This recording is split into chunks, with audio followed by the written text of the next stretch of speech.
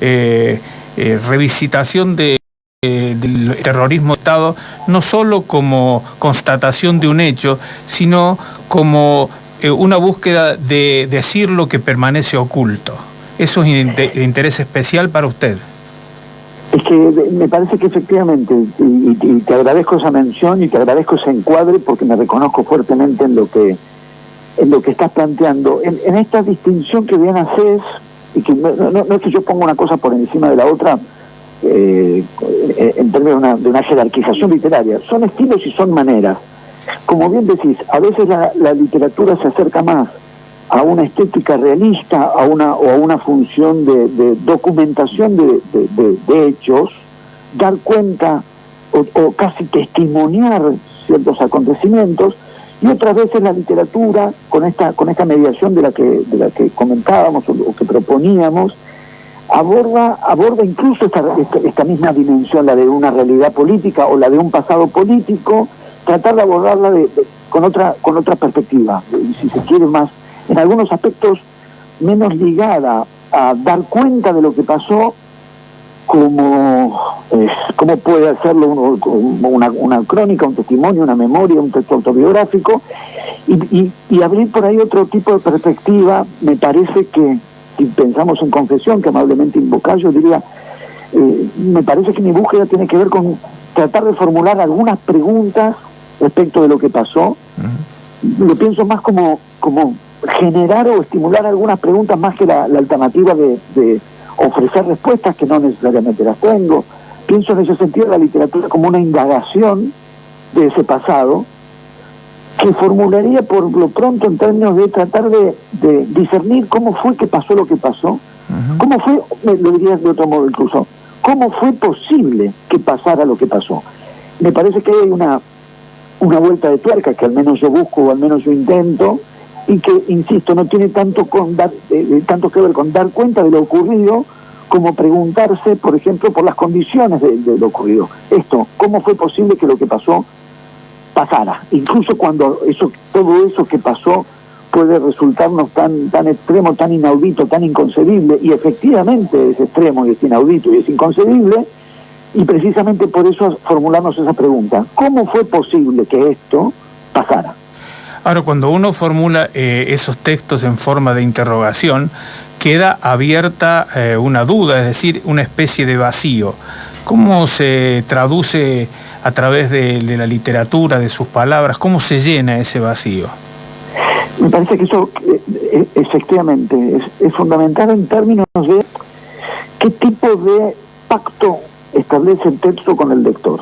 Todos los textos le proponen a cada uno de los lectores un pacto de lectura, y es un pacto en el sentido que después cada lector entra en la relación con ese texto de una determinada manera. No son instrucciones. Las instrucciones serían unidireccionales, donde un texto diría cómo hay que leerlo. No, la idea de pacto de lectura justamente no es unidireccional, es algo que se establece entre el texto y el lector. Y fíjate que subrayo que el pacto lo propone el texto más que el autor. El autor lo formula en el texto, pero el lector va a entrar en relación con ese texto y hay un pacto de lectura. Cuando ese pacto de lectura no es que el texto le va a explicar determinada cosa al lector, lo cual además lo pondría en un lugar más bien pasivo de quien recibe una explicación, sino que el pacto de lectura pase por abrir cuestiones, abrir indagaciones. En ese pacto el lector va a tener un lugar mucho más activo, va efectivamente a entrar en esos espacios que bien mencionás, que bien definís. Esos espacios son espacios que son precisamente los que va a recorrer el lector. Lo va a recorrer el lector en una lectura activa.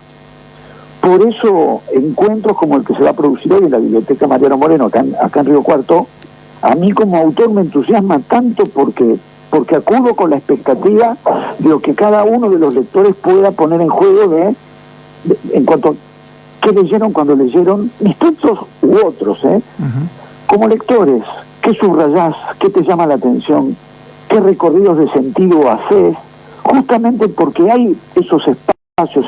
Cuando un texto no se piensa a sí mismo como pleno y como completo, sino que asume que tiene estos vacíos, estos espacios, estos resquicios, estos intersticios que son los espacios por donde el lector activamente va a recorrer en su lectura. Entonces encontrarse con lectores y poder abrir un diálogo es siempre fascinante. Estamos dialogando con Martín Cohen, que hoy a las 18 se va a presentar en la Biblioteca Popular Mariano Moreno. Allí va a desarrollar una charla en el marco de los 150 años de una institución que enorgullece a los riocuartenses. Entre otras cuestiones, va a hablar sobre las nuevas formas de comunicación. Mi nombre es Guillermo, le pregunto, Martín, si el libro está incluido en las nuevas formas de comunicación. En principio, nuevas no, y al mismo tiempo eso es lo interesante y lo fascinante para que yo estoy ahora mismo en la biblioteca, de manera que estoy ahora mismo rodeado de libros.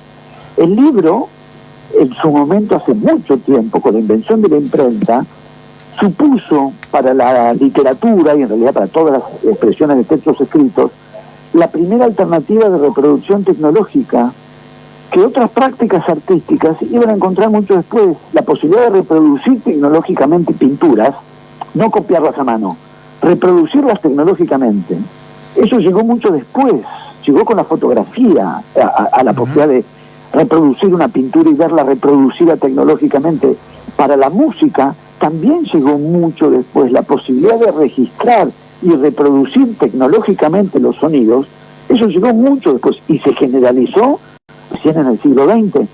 La literatura encontró esa posibilidad de reproducción mucho antes que las otras expresiones artísticas, porque la encontró ya con la imprenta, la encontró ya con el formato libro.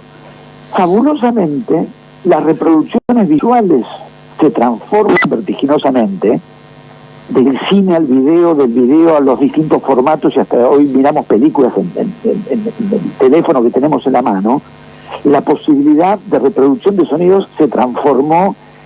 Para quienes llegamos a ver, los vinilos han vuelto, pero hemos llegado a ver magazine, cassette, digamos, el objeto disco, todo se transforma enormemente.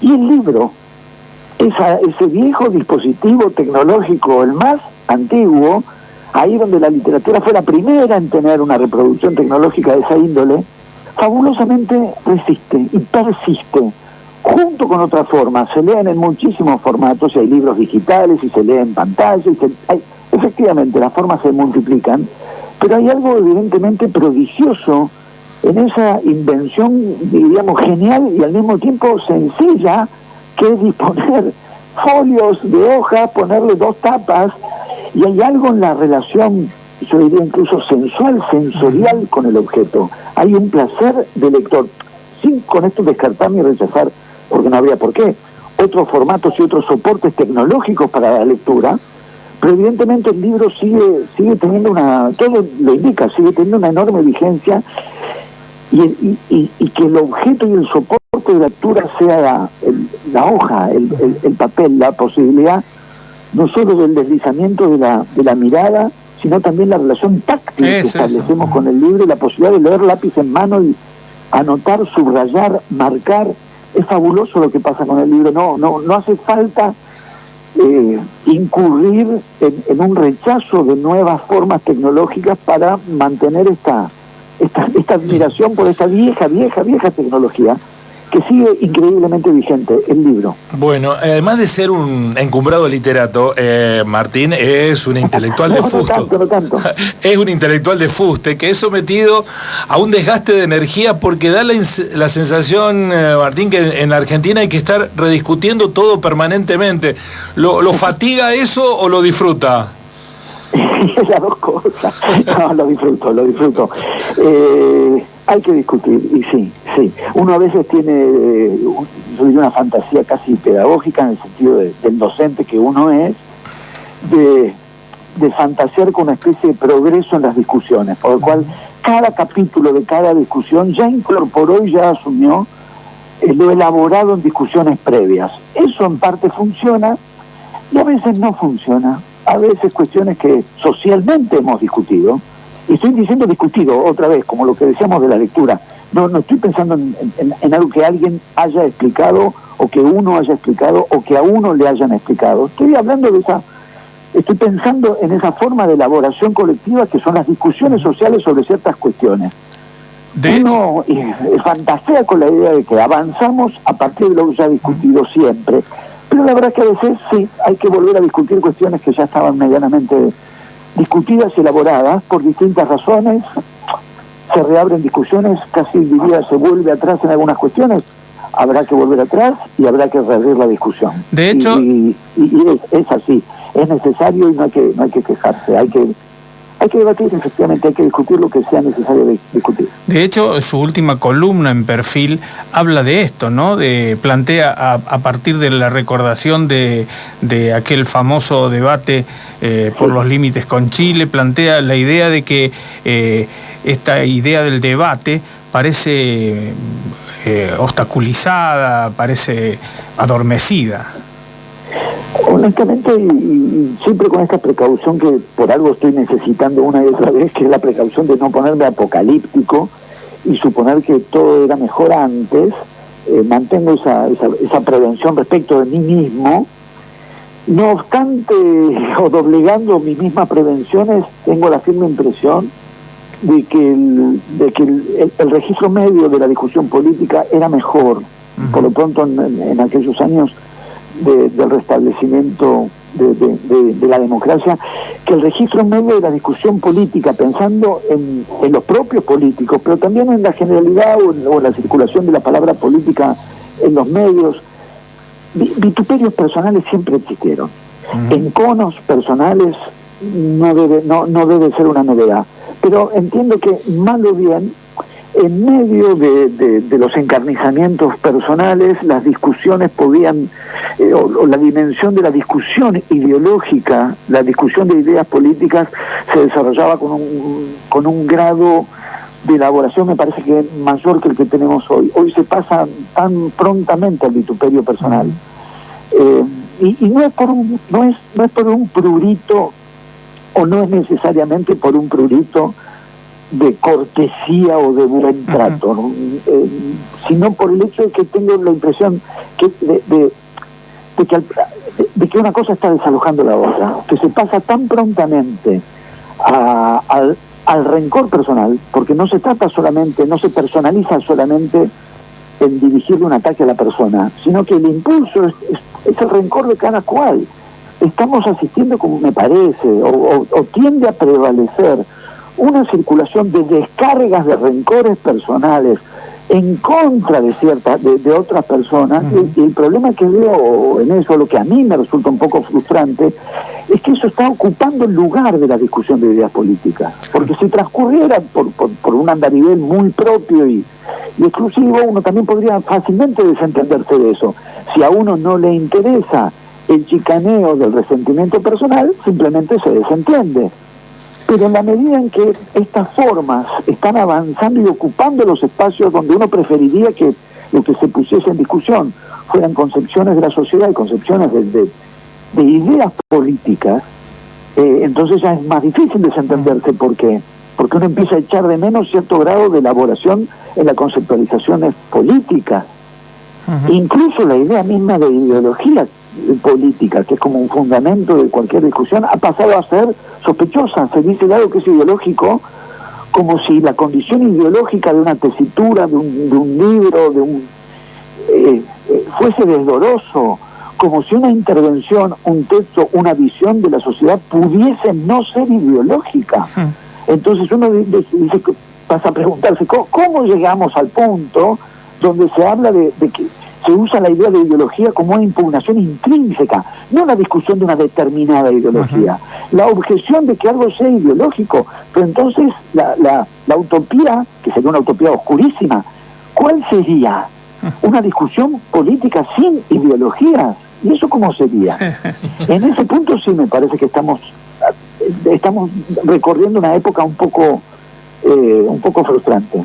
Ni qué decir que nos quedamos con muchas ganas de, por ejemplo, hablar sobre Bahía Blanca, esa novela, otra de sus novelas que nos atrajo tanto, o de alguna de sus columnas. Recuerdo una que incita al pasado, no como una mera nostalgia, pero sí como algo fundante para postular el futuro. También una cita a los matices que Ernesto Sábato escribió sobre el peronismo en El otro rostro del peronismo, cuando muchas veces se piensa en que no hay allí una posible matización, de modo que muchas de esas cosas van a quedar en el tintero, pero es un... y también hablar un poco de Boca, que nos... No, mejor no hablemos de ciertas cosas, Martín. Formamos parte de la misma... cofradía sufriente. que está padeciendo por estos días. Miren. Hoy todavía estamos en condiciones de decir el bicampeón del fútbol argentino. Sí, claro. Hoy sigue siendo Boca Juniors. Si eso es el sufrimiento, yo creo que están en condiciones los demás de envidiarnos el sufrimiento. Miren qué condiciones de lujo tenemos para sufrir. Bueno, es un buen consuelo, si lo dice Martín Cohen. También en algún sentido la defensa de Riquelme, bueno, todas esas cosas que desde muchos puntos de vista nos unen y nos hacen muy cercanos, aunque no lo conozcamos personalmente a Martín Cohen. Así que es un gusto que esté por aquí. Estaremos a las 18 en la Biblioteca Moreno para seguir disfrutando de sus puntos de vista, de su perspicacia. Muchas gracias. Muchísimas gracias, les mando un abrazo. Martín Cohen, hoy a las 18 en el marco de los 150 años de la Biblioteca Popular Mariano Moreno. Va a prestigiar la biblioteca y poner un nuevo hito en la biblioteca, ¿no? Porque hoy es uno de los intelectuales, que habrá una decena de intelectuales argentinos que valga la pena escuchar. Y por sobre todas las cosas, alguien que no teme, en algún texto lo dice, estaba leyendo un texto en el que dice que he cambiado de opinión del nacionalista que era cuando era joven. Es decir, que no teme decir que está continuamente revisando sus puntos de vista. Gracias, Ricardo. Un gran momento hemos tenido con Martín Cohen en la mañana.